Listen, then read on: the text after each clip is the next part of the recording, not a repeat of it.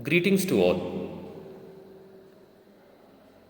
Welcome to today's video lecture on the topic Instruments of Bank under the subject Banking Operations and Management.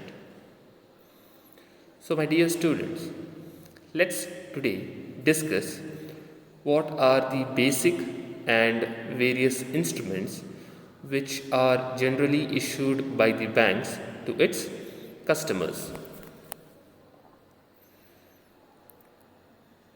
So basically, there are two types of instruments which are issued by the financial institutions and the banks. So these are negotiable instruments and non-negotiable instruments. So negotiable instruments are those which are easily transferred from one person to another person, and non-negotiable instruments are quite opposite of that, where these instruments are not transferable at all. So this has to be retained by the person it was originally generated to. So today we will be discussing what are the various types of negotiable instruments. So basically, any bank provides these four types of instruments, which are check, bank draft, bills of exchange, and promissory note. So let's discuss today the first point, that is the negotiable instruments. So what are the characteristics of these negotiable instruments? Well, they are freely transferable. That means they can be transferred from one person to another person. They are unconditional in nature. These instruments are always in written, or it is in writing. They are payable to a specific person only, and these instruments are payable on demand by the person or demand by the institution and bank. So let's discuss our first instrument under non-negotiable instrument, which is check.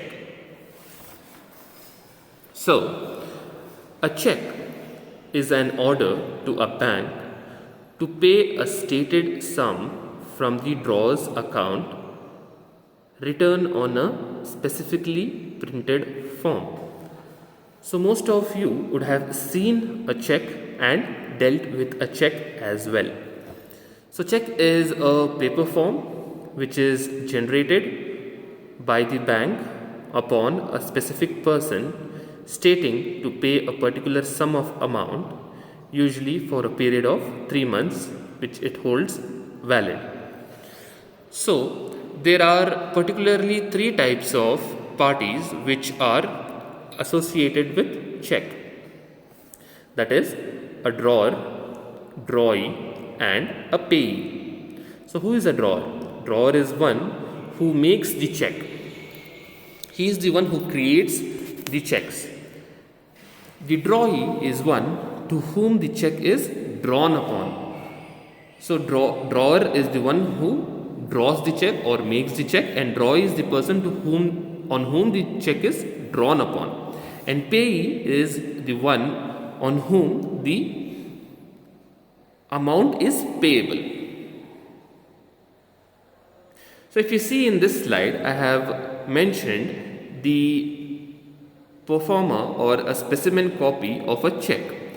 So if you see in this, it states the name of the institution or person which it has to be paid to, the sum of amount in rupees as well as in words to be paid, the name of the bank with the address, pin code, and also at the bottom if you see it has IFSC code along with MRI to scan the check, and the signature.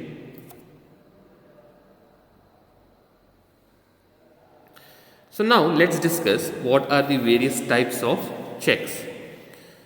So you have basically four types of checks: open check, bearer check, order check, and crossed check. So let's discuss each one type of check individually. So an open check is the check that are paid across the counter of the bank. Open check may be bearer or order. So these checks are open to all and in all banks and financial institutions to be payable. So these checks can be presented over the counter of any bank. Next comes the bearer check. So guys, bearer check is if the one drawer orders the bank to pay the money to person who represents the check from the payment is called a bearer check. So in this, if you see, the amount is payable by the bank to the bearer of the check and no one else. Next, we have order check. So an order check is always payable only to one specific person or a certain person. The name of the payee to whom the amount has to be paid should be specifically and clearly mentioned on the check. So when the bank receives an order check, they have to carefully analyze the name of the payee along with the identification provided by the bank and match the names, and then only release the payment orders. And our last check type is a crossed check.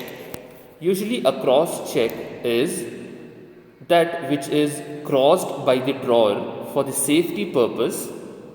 These checks are not encashed at the counter of the bank but can only be credited by the account of pay. So these are two parallel lines which are crossed on the checks, usually on the top left side of the check. So there are two types of crossing. One is general crossing and another one is special crossing. So a general crossing, so if you see in this, there is a specimen of a check. Usually this is the example, same specimen of the previous slide. But if you see on the top left corner, you can see two parallel lines running. This is a crossed check. So what can be written under these two parallel lines we will be discussing now. So what is the general or the basic difference between a cross check and a general check and a special crossing? So a general crossing is where two parallel lines on the top left, as I mentioned, on the top left of the check is crossed upon with or without the words not negotiable or and company or payee account only. So the parallel lines, between the parallel lines you can write or cannot these three words. Those are not negotiable, and company, payee account only. This is your general crossing. In your special crossing, it is the crossing of the name of the bank. It is the crossing of the name of the bank which is written between the two parallel lines, following with or without the again three words not negotiable, and company or payee account only. So in general crossing they will not be mentioning any bank name, but in special crossing they will be mentioning bank name. So this is the general and basic difference between general crossing and special crossing. So now we will be seeing when can a check be dishonored. Dishonored means when can a check be cancelled by the bank.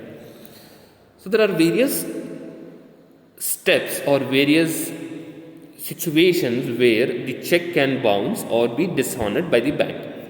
So what are those? The first scenario is if the bank account is having less amount when compared to the check written upon.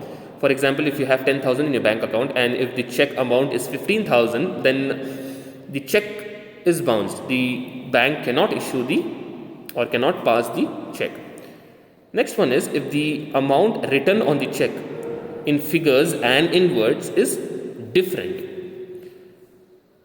Next, if the check is reported as lost or stolen and the information has to be given to the bank to stop the processing of any checks.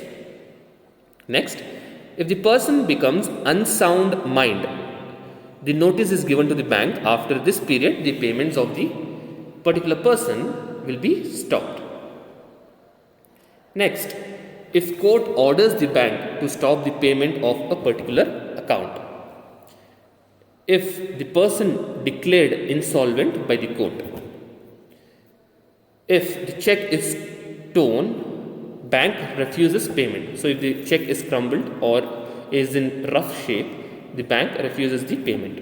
If the drawer not mention the date, then bank refuses the payment. The notice of the death of the customer received by the bank will also refuse the payment of the account.